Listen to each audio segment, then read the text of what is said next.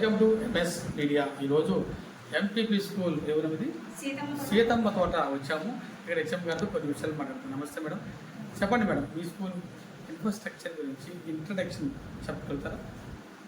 నమస్తే. సీతమ్మ తోట స్కూల్ నుంచి గవర్నమెంట్ ఎన్నో రకాల సౌకర్యాలను అయితే ఇవ్వటం జరుగుతుందండి.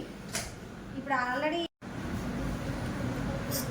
స్కూల్కి సంబంధించిన గవర్నమెంట్ ఎన్నో రకాల సౌకర్యాలను కల్పించడం అయితే జరుగుతుంది. పిల్లలకి యూనిఫామ్ దగ్గర నుంచి బుక్స్, అలాగే వాళ్ళ ఇన్ఫ్రాస్ట్రక్చర్, కూర్చోవడానికి బెంచెస్, అలాగే మంచి మంచి బిల్డింగ్స్ ఇవన్నీ ప్రొవైడ్ చేస్తుంది. విద్యార్థులకు సంబంధించిన ప్రతిదీ కూడా గవర్నమెంటే ప్రొవైడ్ చేయడం జరుగుతుంది.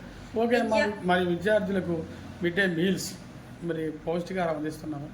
అవును, ప్రతిరోజు గుడ్డు ఇవ్వడం జరుగుతుందండి. అలాగే వారంలో 5 రోజులు గుడ్లు అనేవి ఇవ్వడం జరుగుతుంది. అలాగే రోజు విడిచి రోజు చిక్కీలు ఇస్తున్నారు. అలాగే రోజు విడిచి రోజు రాగి జావ అనేది ఇస్తున్నారు. వాళ్ళ పౌష్టికాహారం గురించి ఎంతో శ్రద్ధ తీసుకోవడం అనేది జరుగుతుంది గవర్నమెంట్. అలాగే వారానికి ఒకసారి ఐరన్ ట్యాబ్లెట్స్ ఇస్తున్నారు. పిల్లల యొక్క కేవలం ఏదో ఒక విద్య అని మాత్రమే కాకుండా వాళ్ళ యొక్క ఆరోగ్యాన్ని గురించి కూడా ఎంతగానో శ్రద్ధ తీసుకోవడం జరుగుతుంది గవర్నమెంట్. మరి ప్రభుత్వం చదువుకోవడానికి ఎటువంటి ఉచిత సౌకర్యాలు, బెనిఫిట్స్ ఇస్తున్నారు?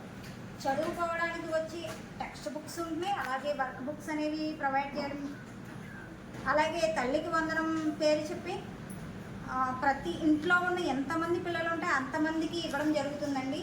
ఈ సౌకర్యాలన్నింటినీ వినియోగించుకోవడంలో విద్యార్థుల యొక్క తల్లిదండ్రులు ఎంతో ముఖ్య పాత్ర వహించాల్సిన అవసరం ఎంతో ఉంది.